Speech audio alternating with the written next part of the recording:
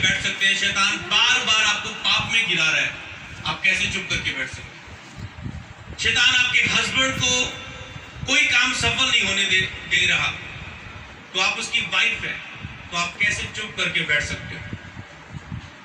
या तो आप चुप करके बैठोगे, तो या तो अपने हस्बैंड के लिए आप शैतान से लड़ोगे। अपने हस्बैंड के लिए लड़ना किससे? शैतान से, हस्बैंड से नहीं। आपके बच्चे आपकी लाइफ में घर का माहौल खराब कर रहे हैं, आपको क्रोध दिला रहे हैं, पढ़ाई में ध्यान नहीं दे रहे, टाइम वेस्ट कर रहे हैं लाइफ का, और आप कैसे चुप करके बैठ सकते हैं? सोचो। आपकी चर्च के लोगों को शैतान छुए, आप कैसे चुप करके बैठ सकते हो?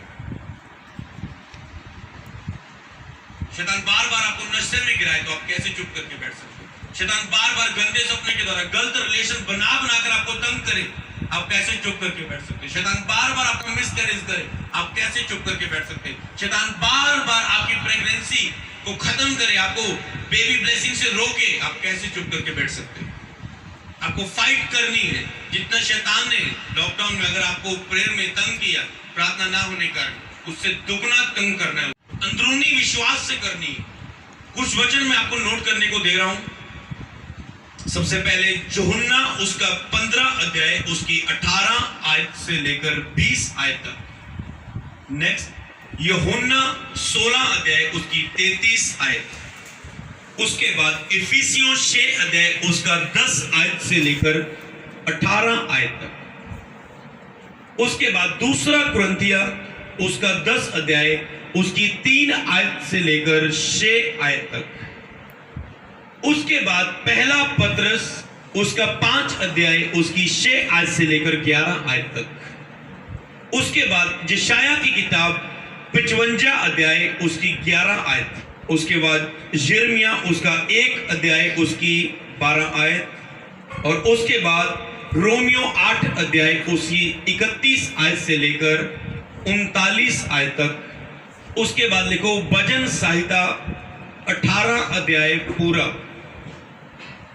उसके बाद लिखो रोमियो 10 अध्याय उसकी 9 आयत से लेकर 13 आयत तक। उसके बाद भजन संहिता 34 अध्याय उसकी 17 आयत से लेकर 19 आयत तक। उसके बाद इब्रानिया 13 अध्याय उसकी 5 आयत से लेकर 6 आयत। उसके बाद याकूब की किताब उसका 4 अध्याय उसकी 6 आयत से लेकर 10 आयत तक। उसके बाद भजन संहिता 118 की 1 आयत से लेकर 18 आयत तक।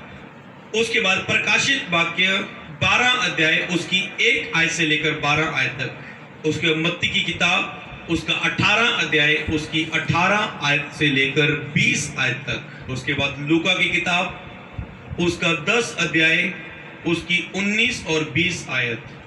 उसके बाद पहला तीमुथियुस उसका 6 अध्याय उसकी 11 और 12 आयत। और लास्ट यूहन्ना 10 अध्याय उसकी 10 आयत से लेकर 14 आयत तक।